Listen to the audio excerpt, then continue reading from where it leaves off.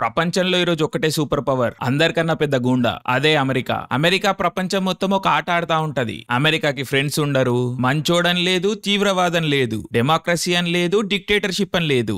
ఆ రోజు వాళ్ళకి ఏది ఫాయిదా ఉంటే అదే చేస్తారు. అవసరం అయిపోయినాక ఖతం చేస్తారు. దేశాలు అండ్ వాటిలో మనుషులు వీళ్ళకి కేవలం ఆట వస్తువులు. ఫర్ ఎగ్జాంపుల్, గత 70 ఏళ్లలో అమెరికాకి ఒక్కడే సీరియస్ థ్రెట్. అమెరికా కన్నా ఎక్కువ అణుబాంబులు ఉన్నాయి వాళ్ళ దగ్గర. ప్రపంచంలో ఏ దేశంలో లేనన్ని నేచురల్ రిసోర్సెస్ ఉన్నాయి వాళ్ళ దగ్గర. అదే రష్యా. అమెరికా కోల్డ్ వార్ పేరు మీద 50 ఏళ్ళు యుద్ధం చేసింది వాళ్ళతోని. అండ్ ఆ యుద్ధం ఈ రోజు కూడా ఆగలేదు. రష్యా సరిహద్దు దేశాల్లో రంగు విప్లవాలు అంటే కలర్డ్ రెవల్యూషన్స్ చేస్తున్నది. ఫస్ట్ మనం కలర్డ్ రెవల్యూషన్ అంటే ఏంటో అర్థం చేసుకునే ప్రయత్నం చేద్దాం. సో రంగు విప్లవాలు అంటే ఏంటంటే, ప్రతి కంట్రీలోనూ ప్రాబ్లమ్స్ ఉంటాయి, ముఖ్యంగా ఆర్థిక సమస్యలు ఉంటాయి. ఒకవేళ ఇవి లేకపోతే అమెరికానే క్రియేట్ చేస్తుంది అనుకోండి. సో వీటిని కారణాలుగా చూపించి సడన్ గా కొన్ని గ్రూపులు పుట్టుకొస్తాయి. అండ్ ఈ గ్రూపులు తీవ్రమైన నిరసనలతో దేశాన్ని కుదేలింపజేస్తాయి. అండ్ ఇదంతా సోషల్ మీడియాని వాడుకొని చేస్తా ఉంటారు. అండ్ ఈ ప్రొటెస్ట్ అన్ని లీడ్ చేసేది ముఖ్యంగా స్టూడెంట్సే. అట్లీస్ట్ ఫేస్ అయితే వాళ్ళదే ఉంచుతారు. ఈ లీడర్లు సోషల్ మీడియా స్టార్లు అయిపోతారు. అండ్ వీటిల్లో ఎన్జిఓల ఇన్వాల్వ్మెంట్ చాలా తీవ్రంగా ఉంటది. డబ్బులు, లాజిస్టికల్ సపోర్ట్ ఈ ఎన్జిఓసే ఇస్తా ఉంటాయి. అండ్ అనూహ్యంగా మీడియా కూడా ఈ ప్రొటెస్ట్ ని చాలా పాజిటివ్ గా చూపిస్తా ఉంటది.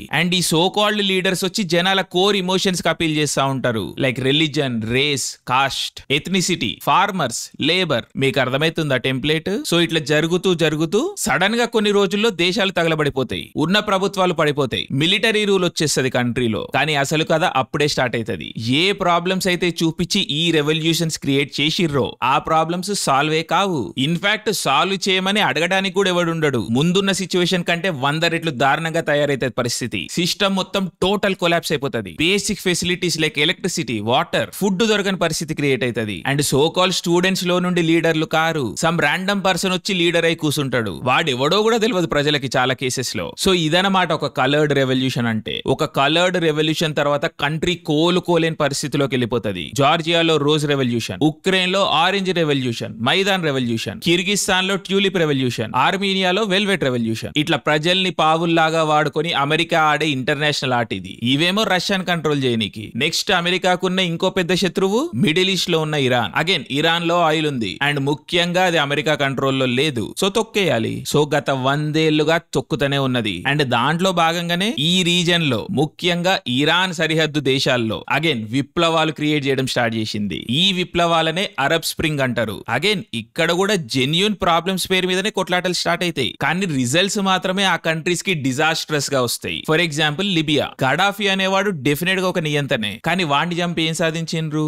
ఈ రోజు దేశం అస్తవ్యస్తం అయిపోయింది. లిటరల్ గా స్లేవ్ మార్కెట్స్ ఉన్నాయి కంట్రీలో. లక్షల మంది చనిపోయినరు. తిననీకి తిండి లేదు. Violence, crime, economic instability. Same ఇదే పరిస్థితి సిరియాలో, యెమెన్ లో, అల్జీరియాలో, ఈజిప్ట్ లో. డెమోక్రసీ పేరు మీద స్టార్ట్ అయిన ఈ విప్లవంలో డెమోక్రసీ తప్ప అన్ని దారుణాలు కనిపిస్తాయి. అమెరికా ఆడే ఆట లాంటిది మరి. అండ్ ఇవేవి మీకు ట్రెడిషనల్ మీడియాలో కనబడవు. అందుకే చాలా మందికి తెలియకపోవచ్చు. అఫ్ కోర్స్ ఇది కూడా పార్ట్ ఆఫ్ ద ప్లానే. బట్ సేమ్ ఇదే ఆట ఇప్పుడు సౌత్ ఏషియాలో స్టార్ట్ అయింది. పాకిస్తాన్ లో ఇమ్రాన్ ఖాన్ ప్రభుత్వాన్ని పడగొట్టి ఇన్స్టెబిలిటీ క్రియేట్ చేసిర్రు. నేపాల్ లో ఏడాదికో ప్రైమ్ మినిస్టర్ వస్తున్నాడు. శ్రీలంకలో సేమ్ రెజీమ్ చేంజ్. ఈ రోజు బంగ్లాదేశ్ లో కూడా same so called student protest పేరు మీద రెజీమ్ చేంజ్. ఇవన్నీ కూడా ఎవరి సరిహద్దు దేశాలు?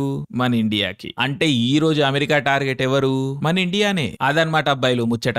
ఇండియాని కంట్రోల్ చేయాలి, అది అమెరికా అజెండా. దానికోసం ఈ రీజన్ లో ఇన్స్టెబిలిటీ క్రియేట్ చేస్తున్నారు, ఎకనామిక్ క్రైసిస్ క్రియేట్ చేస్తున్నారు. అండ్ విత్ ఇన్ కంట్రీలో ఈ సో కాల్డ్ ఎన్జిఓస్ ద్వారా రాడికల్ గ్రూప్స్ కి డబ్బులు, స్ట్రాటజిక్ సపోర్ట్, వెపన్స్ సప్లై చేస్తున్నారు.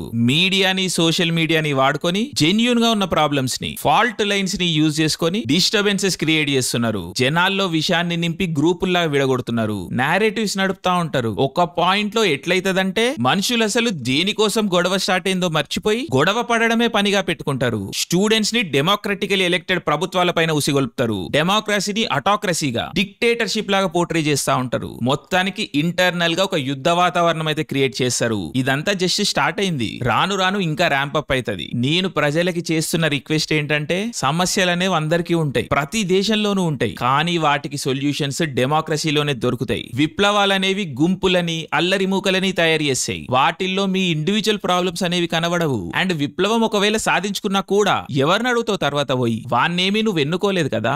ఎవరైనా ఎన్నుకున్నోడ్నే అడగగలుగుతారు. So democracy is the one and only solution. And constitution కాన్స్టిట్యూషనే మనందరి బిగ్గెస్ట్ గిఫ్ట్ అండ్ సపోర్టర్. నేను ఈ రోజు హైదరాబాద్ తెలంగాణలో ఉన్న స్టేట్ లో ఒక పార్టీ గవర్నమెంట్ ఫామ్ చేసింది, సెంటర్ లో వేరే పార్టీ గవర్నమెంట్ ఫామ్ చేసింది. ఏ పార్టీ అన్నది నాకు సంబంధమే లేదు, ఎందుకంటే రెండు కూడా ప్రజలు ఎన్నుకున్న ప్రభుత్వాలు అండ్ రెండు కూడా ప్రజలకే జవాబుదారీ. ఈ దేశంలో డెమోక్రటికలీ ఎలెక్ట్ అయిన ప్రతి వ్యక్తికి నా రెస్పెక్ట్ ఉంటది. అది కార్పొరేటర్ అయినా సరే, ఎంపీ అయినా సరే. వాళ్ళు వాళ్ళ డ్యూటీస్ సరిగా చేయకపోతే మళ్ళీ ప్రజలే ఓట్లు వేయరు వాళ్ళకి. సిస్టమ్ ఏమన్నా పర్ఫెక్ట్ ఉంటదా? డెఫినెట్ గా ఉండదు. కానీ ఉన్న సొల్యూషన్స్ లో ఇదే బెస్ట్ మనకి. సో ఇమోషనల్ కాకండి, చెప్పుడు మాటలు వినకండి, సిస్టమ్ ని బిలీవ్ చేయండి. బయటోడు ఎన్ని ప్రాబ్లమ్స్ క్రియేట్ చేసినా మనం తట్టుకోగలుగుతాము. ఆ రెసిలియన్స్ ఉంది మనలో. వేల సంవత్సరాల నుండి ఉత్తనే లేమీడా. మనం కలిసి కట్టుగా ఉన్నన్ని రోజులు ఏ కష్టం వచ్చినా ఎదుర్కొంటాం. రైట్ వింగ్, లెఫ్ట్ వింగ్, బొంగులో వింగ్, ఆ లీడరు, ఈ పార్టీ, ఇవేం కాదు.